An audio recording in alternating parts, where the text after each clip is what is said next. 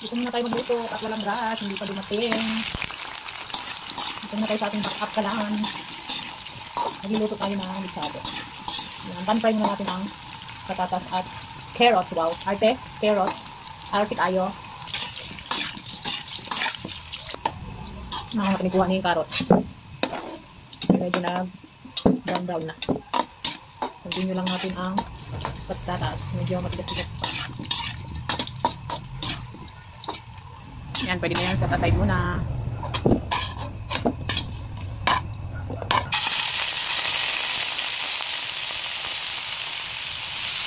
Pan-fry muna natin ang ating baka. Ayan, beef yan, beef. Pan-fry muna hanggang sa mag-brown. Ulam for today, lechado. Siyempre, huwag natin itapon yung pinagbabaran. Siyempre, baliktarin din natin para yung kabilang side naman.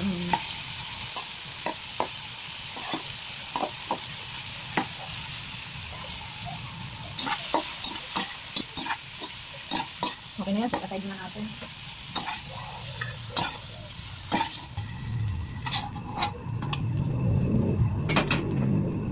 Sa tayo ng bawang.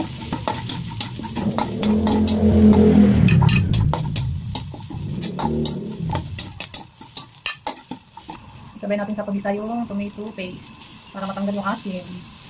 Ang dalawang kutsara.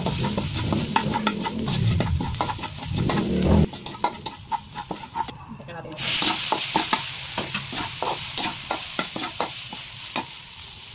Tapos yung pinagbabaran.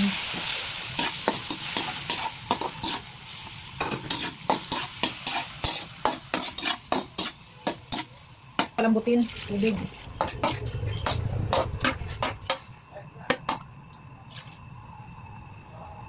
Takpan mo na hanggang sa lumambot.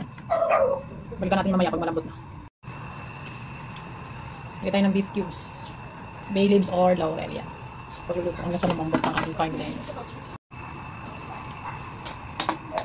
Medyo na-reduce na yung sabaw. Tomato sauce. Ang 3 kutsara. Siyempre haluin. Paminta. Matigas pa yung ating baka kaya tuloy lang natin pagluluto. Tusukin natin. Medyo malambot na. Lagyan natin yung ating carrots at saka patatas.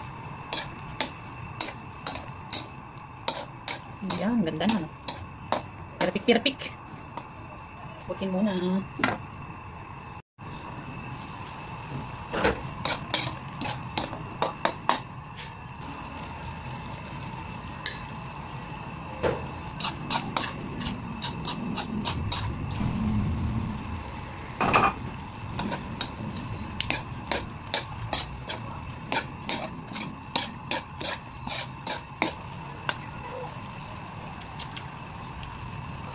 Ang sarap na luto na.